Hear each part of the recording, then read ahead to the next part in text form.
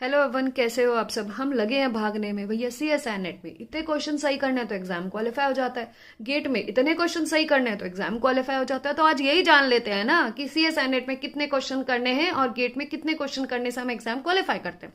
देखिए, गेट 2026 काफी नजदीक है, तो it's better to understand about GATE exam first and give next preference to CSI NET.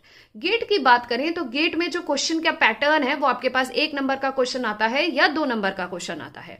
Gate को क्वालिफाई करने के लिए I am telling about the GATE mathematics students. Similarly you can conclude about yourself, just भी particular stream में आप exam दे रहे हो, आइदर विद द साइंसेज और विद द इंजीनियरिंग और विद द ह्यूमैनिटीज।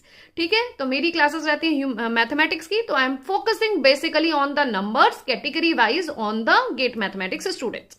तो अब बात करें गेट मैथमेटिक्स की, तो हमारी अनरिजर्व्ड कैटेगरी की जो एवरेज हम कहें या कंसिस्टेंटली जो हमारे मार्क्स जाते हैं वो 25-26 के करीब चले जाते हैं।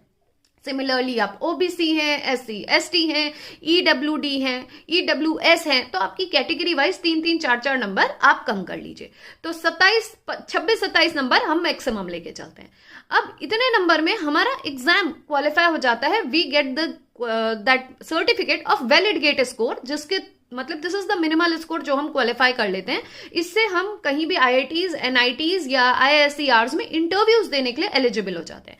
आई एम नॉट सेइंग कि आपका इंटरव्यू क्वालिफाई होगा, be clear in your mind, आप लोग इंटरव्यूज देने के लिए क्वालिफाई हो जाते हैं। ठीक है, मतलब हमें एक एंट्री टिकट मिल जाती है और हम जा सकते हैं इंटरव्यूज के लिए। अगर गेट नहीं है तो आपको एंट्री भी नहीं मिलती। तो यहाँ पे एक प्रेफरेंस मिली कि you will be a stage up as compare to आपके पास एग्जाम क्वालिफाई नहीं है।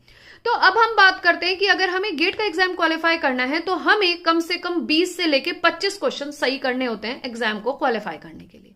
अगर हम सीएसआई नेट की बात करें तो हमारा जो मार्क्स जाता है अनरिजर्व्ड कैटेगरी का एलएस के लिए कभी कभी 96-95 जाता है, और यूजुअली जो हम जेआरएफ की बात करते हैं तो 110 तक चले जाता है, तो हम 115 लेके चल रहे हैं।